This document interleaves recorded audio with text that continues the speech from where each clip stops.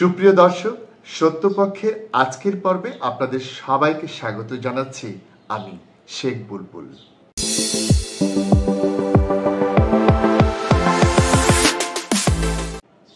প্রিয় দর্শক, আসল শুরুতেই আমরা একটি ভিডিও দেখে নিই। যে বিএনপি ভাইরা ক্ষমতা ছিলেন 91 থেকে 96, যে এই আমাদের তৈরি দুঃখের কথাটা বলতে পারবো না। 91 থেকে 96 জাতীয় পার্টি জিন্দাবাদ, রাস্তায় গেছি এমনি ফিটনা বলছি এরশাদ এমনি মাই, কোনো বিচার নাই, কোনো মামলা নাই, মোকদ্দমা নাই, কোনো কথা নাই। আরে ভাই মারেন কেন, পুলিশ ভাই মারেন কেন, বলে উপরে নির্দেশ। কিরম মজা লাগে বিএনপি ভাই, অহন কেমন লাগে, অহন যে আওয়ামী লীগ পাড়ায় ফাইলেছে ধরে কিরম লাগে। হ্যাঁ, সাইদাবাদ মিটিং করছিলাম, সাইদাবাদ বিএনপি ভাইরা স্টেজটা আগুন দিয়ে পুড়িয়ে দিয়েছিলেন, গুলি করে আমাদের কর্মী হত্যা করছিলেন, আমাদেরকে পিটাইয়ে রাখছিলেন না। এখন কেমন লাগে? যা যা বিএনপি গেলে ক্ষমতা গিয়া প্রথম হইলো বিরোধী দলের পিটাইছে, তারপরে হলো সবকিছু দলীয়করণ করছে, তারপরে লুটপাট করছে, তারপরে হলো পাচার করছে, তারপরে বুথ ছাড়া ইলেকশন করছে। প্রিয় দর্শক, আপনারা যাকে দেখলেন তাকে নিশ্চয়ই আপনারা সবাই চিনেন। জাতীয় পার্টির অন্যতম তুখোর নেতা মুজিবুল হক চূন্য। তিনি কেবল জাতীয় পার্টির একজন গুরুত্বপূর্ণ নেতাই নন, তিনি বিগত সরকারের একজন মন্ত্রী হিসেবেও কাজ করেছেন।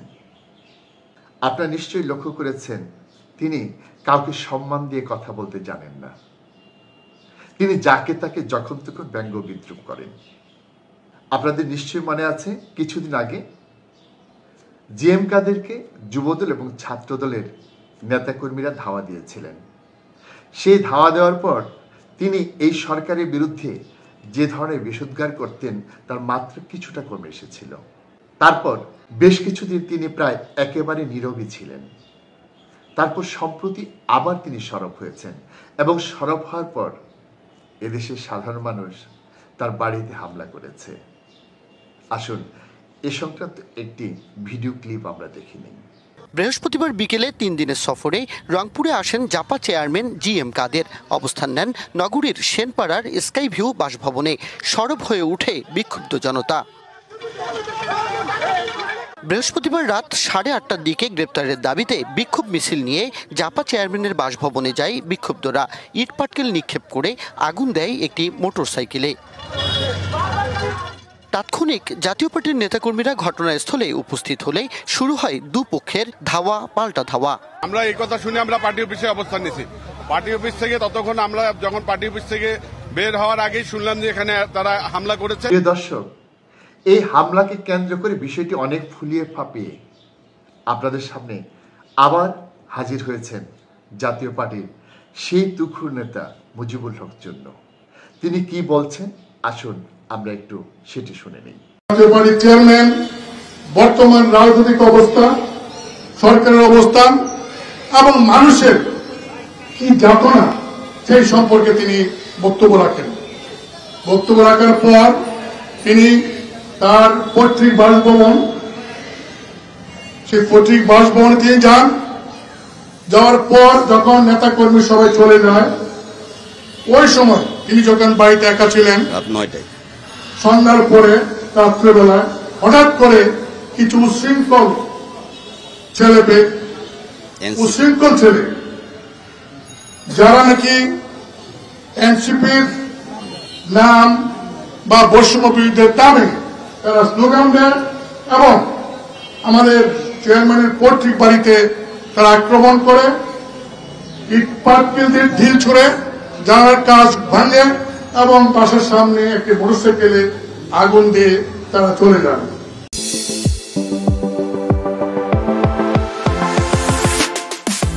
বিক্ষোভ মিছিল যখন চলছিল আমরা সুন্দর মতো যাচ্ছিলাম। আমরা আগেও জানিয়ে দিয়েছিলাম যে আমরা চৌরাস্তা মোড়ে বসবো, সেখান থেকে আমাদের পরবর্তী পরিকল্পনা জানাবো। কিন্তু আমরা দেখতে পেয়েছি চৌরাস্তা মোড় পৌঁছানোর আগেই তারা ককটেল জাতীয় কয়েকটি জিনিস বিস্ফোরণ করে এবং দেশীয় অস্ত্র সহ আমাদের উপর হামলা চালায়।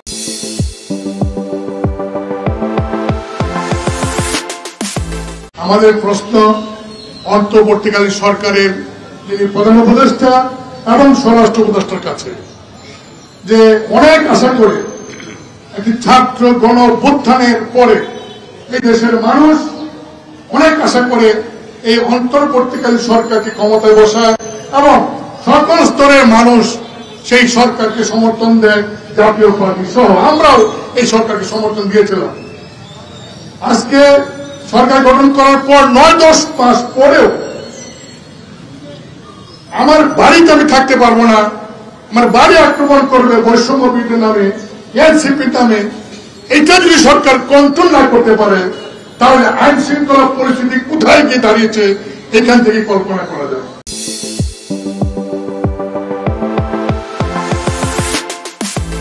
একটি সরকার রাস্তা বের হলে সেই মানুষটি নিরাপদে রাস্তা দিয়ে চলাচল করতে পারবে না, মব জাস্টিসের কথা বলে লুটপাট করবে, ভাঙচুর করবে, ঢাকা শহরের মানুষের বাড়িতে গিয়ে লুটপাট করার জন্য চাঁদা দাবি করবে, আর আইন শৃঙ্খলা বাহিনী যথাযথ ব্যবস্থা তাৎক্ষণিকভাবে নিতে পারবে না বা নিবে না। এটা খুবই দুঃখজনক, খুবই দুঃখজনক।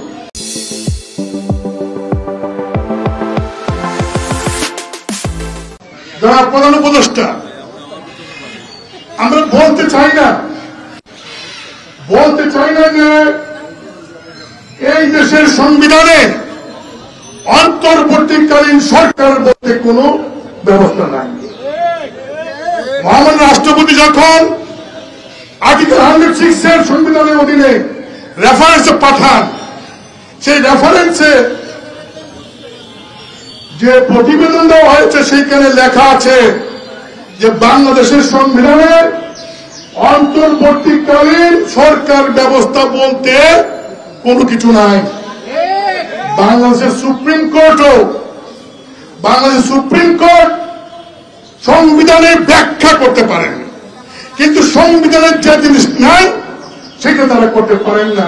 যার ফলে সেই রেফারেন্সে লেখা আছে, রাষ্ট্রপতিকে তারা বলেছেন যে সংবিধানে অন্তর্বর্তীকালীন সরকারের কোন বিধি নাই। প্রিয় দর্শক, আপনারা দেখলেন মুজিবুল হক চূন্য কি বলছেন, তিনি এই হামলাকে কিভাবে রূপায়িত করছেন। আমরা দেখেছি যে এখানে ধাওয়া পাল্টা ধাওয়া হয়েছে, অর্থাৎ কারো চেয়ে কেউ কিন্তু কম নয়, কিন্তু বিষয়টিকে তিনি এককভাবে চাপিয়ে দিচ্ছেন বর্তমান সরকারের উপর, এবং এর দায় সরকারের উপর চাপিয়েই কেবল তিনি ক্ষান্ত হননি, তিনি এই সরকারের বৈধতা নিয়েও প্রশ্ন করেছেন। তিনি প্রশ্ন তুলেছেন এই সরকারের এখতিয়ার নিয়ে। তিনি ভুলে গেছেন তারা যখন সরকারে ছিলেন তখন কোন বৈধতার মধ্য দিয়ে তারা দেশ শাসন করেছেন। তারা ভুলে গেছেন কোন প্রক্রিয়ায় তারা বিগত আওয়ামী লীগ সরকারকে টিকিয়ে রেখেছিলেন। তারা ভুলে গেছেন কোন কারণে এদেশের শত শত মানুষকে জীবন দিতে হয়েছে, অসংখ্য মানুষকে হত্যা এবং গুমের শিকার হতে হয়েছে। তিনি ভুলে গেছেন গত জুলাই বিপ্লবে যারা জীবন দিয়েছে সেই জীবন দানের পেছনে তাদের কি ভূমিকা ছিল। তারা যদি আওয়ামী লীগকে অবৈধ নির্বাচনে সহযোগিতা না করত তাহলে আওয়ামী লীগ এত বড় দুঃশাসক হয়ে উঠতে পারত না। আওয়ামী লীগ এভাবে বেপরোয়া হয়ে যাত্রার উপর আক্রমণ চালাতে পারত না। বিগত জুলাই বিপ্লবে আওয়ামী লীগ সরকার এভাবে নির্বিচারে হত্যাযজ্ঞ চালাতে পারত না।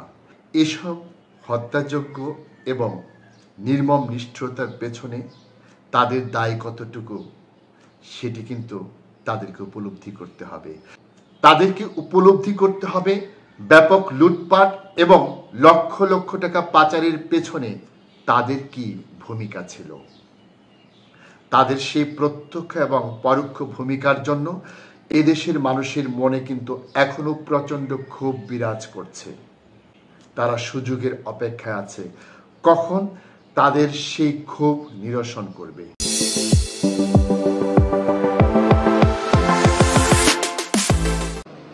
গত 17টি বছর সেই জাতীয় পার্টি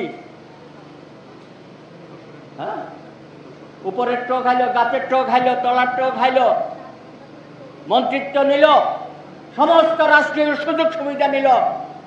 এখন দেখতেছি তারা বলে জুলাই বিপ্লবে আমরা বিবৃতি দিয়েছি, জুলাই বিপ্লবকে আমরা সমর্থন করেছি, আর তাদেরকে জামাই আদর দিয়ে সব জায়গায় ডাকা হচ্ছে, এটা মানা যায় না। এই পতিত স্বৈরাচারের সাথে যারা সহযোগী, এই জাতীয় পার্টি একই দোষী দুষ্ট, তারা না থাকতে পারে এতদিন শেখ হাসিনা কন্টিনিউ করতে পারত না। যেভাবে 14 দল তাদের বিরুদ্ধে ব্যবস্থা নিচ্ছেন, আর জাতীয় পার্টির নেতা নেত্রীরা আরামাইশ করে, ভোগ বিলাস করে, এখন আবার অপেক্ষা করছে কার ঘাড়ে চাপবে। আমরা ইতিমধ্যেই দেখেছি রাস্তায় রাস্তায় কিভাবে মানুষ তাদের সেই ক্ষোভ প্রকাশ করতে গিয়ে আওয়ামী লীগ এবং জাতীয় পার্টির নেতাকর্মীদের কখনো গণপিটুনি দিচ্ছে অথবা কখনো ধাওয়া দিচ্ছে, কখনো কখনো বাড়িঘরে হামলা করছে। যদিও এই সবই তারা করছে না, তাদের উপর বদনাম চাপানোর জন্য নেপথ্য থেকে কেউ কেউ এ ধরনের ঘটনা ঘটাচ্ছে। তারপরও জাতীয় পার্টির নেতৃবৃন্দের প্রতি সাধারণ মানুষের যে ক্ষোভ, সেটি যে কোনো জায়গায় যে কোনো সময় বিস্ফোরিত হতে পারে। আমরা মোটেই অবাক হব না জিএম কাদেরকে যেভাবে ধাওয়া দেওয়া হয়েছিল, সেভাবে যদি এই মুজিবুল হক চুন্নুকেও কোথাও ধাওয়া দেওয়া হয়। কেবল তাই নয়, মুজিবুল হক চুন্নু যে ভাষায় কথা বলেন, তার যে বডি ল্যাঙ্গুয়েজ, তার জন্য যে কোনো জায়গায় তিনি যে কোনো সময় হামলার শিকার হতে পারেন। আর তাকে যদি কখনো কোথাও হামলা করা হয়, সেই হামলার পরিণতি হতে পারে অত্যন্ত ভয়াবহ। কারণ তিনি তার কথা দিয়ে যেভাবে মানুষকে ক্ষুব্ধ করে তোলেন, যেভাবে পরের আত্মমর্যাদায় আঘাত করেন, যেভাবে অন্যদের অপমান অপদস্থ করেন, যেভাবে অন্যকে ব্যঙ্গ বিদ্রূপ করেন, তার যে প্রতিক্রিয়া সেটি হতে পারে অত্যন্ত মারাত্মক। এই জন্য মুজিবুল হক চন্নুকে সতর্ক থাকতে হবে, তার মুখে লাগাম দিতে হবে, কথাবার্তায় সংযত হতে হবে। বিগত সময়ে তারা প্রত্যক্ষ বা পরোক্ষভাবে কি ধরনের অন্যায় করেছেন, কিভাবে এদেশের ক্ষতি করেছেন, ব্যক্তি স্বার্থে অথবা গোষ্ঠী স্বার্থে এদেশের সাধারণ মানুষের কতটা চরম সর্বনাশ করেছেন বা চরম সর্বনাশের সহযোগী হয়েছিলেন, সেই বিষয়টি বিবেচনা করে তাদেরকে এখানেই দাড়ি টানতে হবে। তা না হলে তার পরিণতির জন্য অবশ্যই তাকে প্রস্তুত থাকতে হবে। সুপ্রিয় দর্শক, আজকের মতো এখানেই শেষ করছি। আপনাদের সাথে আবারও দেখা হবে। সে পর্যন্ত আপনারা সবাই ভালো থাকুন, সুস্থ থাকুন। আল্লাহ হাফিজ।